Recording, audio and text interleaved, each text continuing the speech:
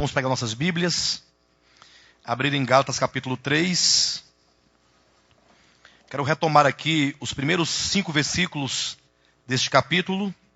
Quero dizer aos irmãos que desde a mensagem da semana passada, nós entramos efetivamente nas questões apologéticas desta epístola.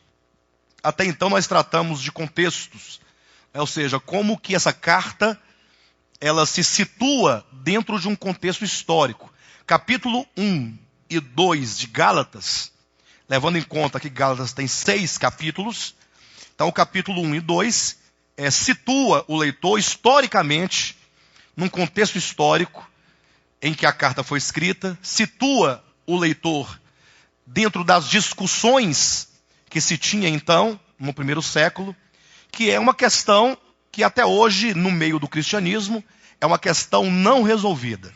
Então imaginem que Paulo tratou de uma questão no primeiro século e até hoje, depois de 2000 anos, não foi resolvida entre os cristãos, não por falta de clareza da Escritura, mas em razão do próprio desvio e da inclinação do coração dos homens. O problema que se situa aqui nesse contexto é o problema da lei.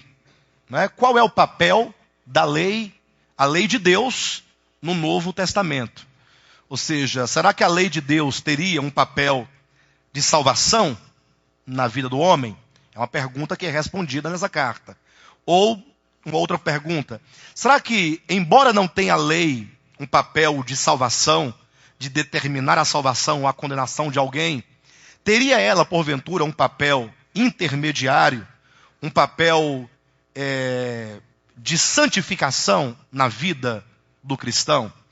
Então, em suma, a questão é qual é a razão da lei e, sobretudo, qual é o papel, ou se não tem nenhum papel, que a lei, porventura, exerça no Novo Testamento, dentro do pensamento dos apóstolos, conforme as 21 epístolas do Novo Testamento.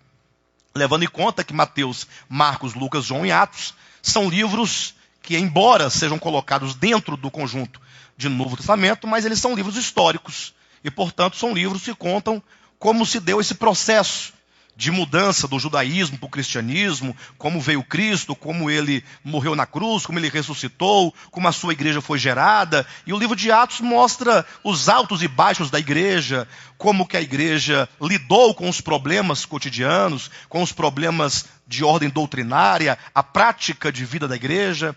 Enfim, então são nas epístolas que se trata, portanto, dos aspectos apologéticos. Alguém pergunta, o que são os aspectos apologéticos? O que é apologia? É a defesa da fé. Então, quando digo que a partir do capítulo 3 de Gálatas, o apóstolo Paulo começa efetivamente a tratar dos aspectos apologéticos, eu quero dizer que a partir do capítulo 3, o apóstolo Paulo, ele começa a discutir efetivamente o tema. Qual que é o tema? A lei.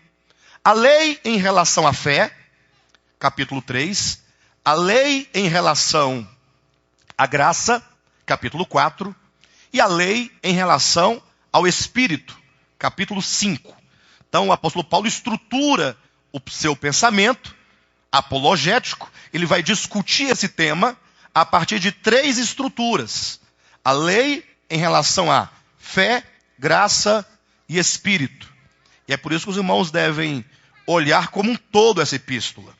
Então, no capítulo 3, o apóstolo Paulo, ele começa a convidar os irmãos a pensarem a questão da vida cristã, a questão do novo nascimento, numa relação com a lei e a fé. Tá bom? Então, leia comigo os versículos de 1 a 5, que diz assim: Ó Gálatas insensatos, quem vos fascinou a vós outros, ante cujos olhos foi Jesus Cristo exposto como crucificado? Quero apenas saber isto de vós. Recebestes o Espírito pelas obras da lei ou pela pregação da fé? Os irmãos percebem que ele logo coloca aqui uma dicotomia.